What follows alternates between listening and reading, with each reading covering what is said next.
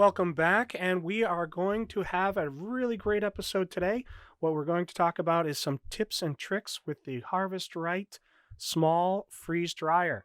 Some of the things that I've learned, some of the things I've picked up, and a combination thereof. So let's dive into it, shall we? First tip, take your batch and put it aside when you're done, especially if you're using a vacuum sealer and not the standard Harvest Right bag sealer.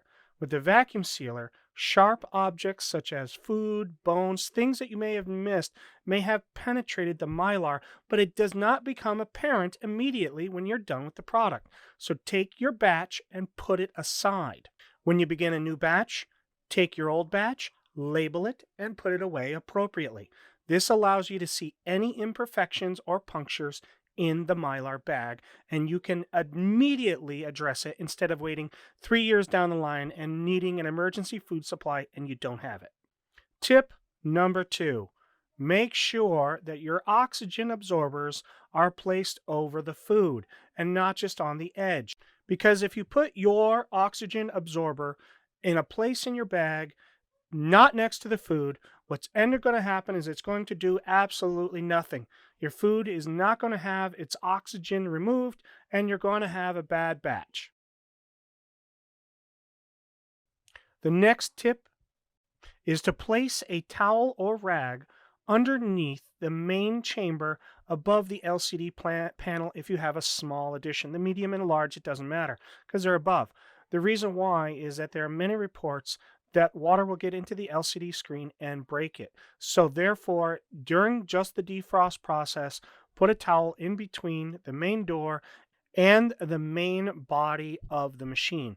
It absorbs any of the water that's dripping down, doesn't get into the LCD panel because frost, when it defrosts during the defrosting process, the water is going to drip. It's standard condensation. Good luck. Even in the desert, you get condensation. But this is a perfect way to help keep your machine operating for years to come. Now, the only thing is this. There are many companies out there and many people that say to go get yourself like a pool noodle and shove it in there. And that's okay. I haven't tried it. Give it a try. Maybe it works for you. Maybe it doesn't. But grabbing the water, keeping it from hitting the LCD panel means that that LCD panel is not going to fry. Next tip, get a piece of wood and some towels. During the defrosting process, the water will drip down. The piece of wood will hold up the front end while allowing water to push towards the back end of the tube. Now, here's the thing. The newer models actually do have an incline within the main tube itself to allow a slight degree of movement so the water can go into the drain tube and out again. The problem is that if you noticed, my Harvest Right freeze dryer is on a standard kitchen countertop with some custom made forms and so forth. It doesn't even out. It is not entirely level. So I purposely put a little shim in there and it helps the water drain out. Next one, get a fan. Get a small little personal fan and put it in the front or behind the motor. The reason why is this. That motor produces a lot of heat. It gets very, very hot. Now, it does have fins. Those fins need air movement in order for the heat to dissipate. You can't do that by just having it sit there. Now, yeah, okay, great. You can probably run the machine for years without a fan. And there are some people that put the fans on the side, up above. It needs to be able to suck it in and blow it out either in the front or the back.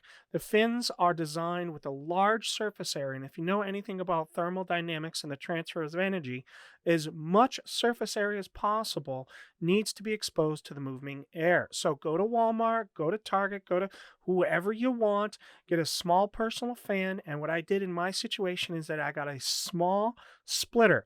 Basically in the back, I put a small splitter in there. So as my motor turns on, the fan turns on as well. Therefore, I don't have to second guess that if it's on or off or did I do that. No, it's just done. Next one, get rid of your standard Harvest Right bag sealer and get yourself a restaurant grade vacuum sealer. This thing is fantastic.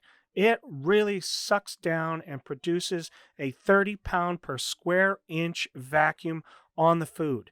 It physically moves the size of the bag instead of being full blown like a bag of overinflated Doritos to a small, compact, food to where you can fit literally dozens, if not hundreds, and even a 35-gallon container. Next one, get organized. Get a standard, simple kids organizer you find at Walmart for 20 bucks. The reason why is you're going to need to separate out your bags, your oxygen absorbers, your accessories, and so forth in a single nice little unit like this. And the reason why is this. If you have all your stuff all over the place and a batch ends and you don't know what you have, you're going to lose a batch just because you haven't prepared yourself.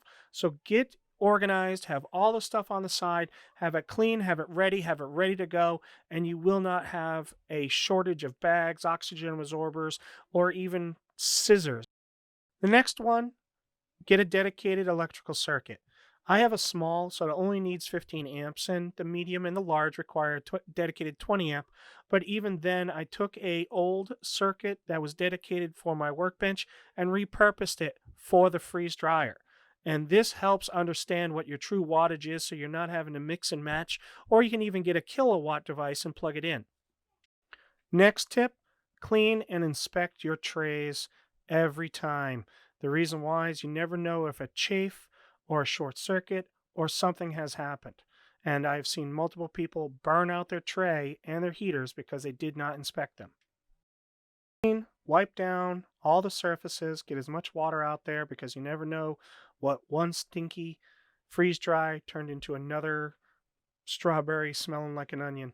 Inspect your tubes, get it all cleaned out, wipe it down.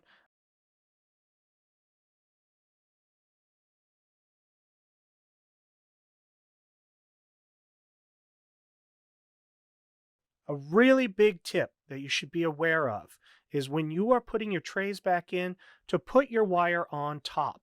And the reason is very simple.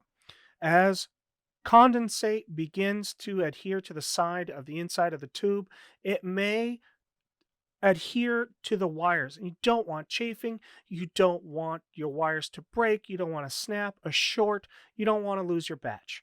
So the best thing that you can do is this. Keep your wire on top of your trays. Now, another tip. Every time your machine is run, check the nuts, check the seals, check everything is operational. I have had a nut fall out in mid-batch because, quite simply, I had not put it on tight enough. So when you're done, inspect everything, wipe it down. Do not use alcohol, do not use witch hazel, do not use anything. Literally, the condensate, I use the water and clean the glass, clean the plexiglass actually, and then you're all set and done. Now on to a new batch. Making sure my defaults are all set, my times are right. Let's begin. These are some of the tips and tricks and will help you keep your Harvest Right freeze dryer running for years. Thank you.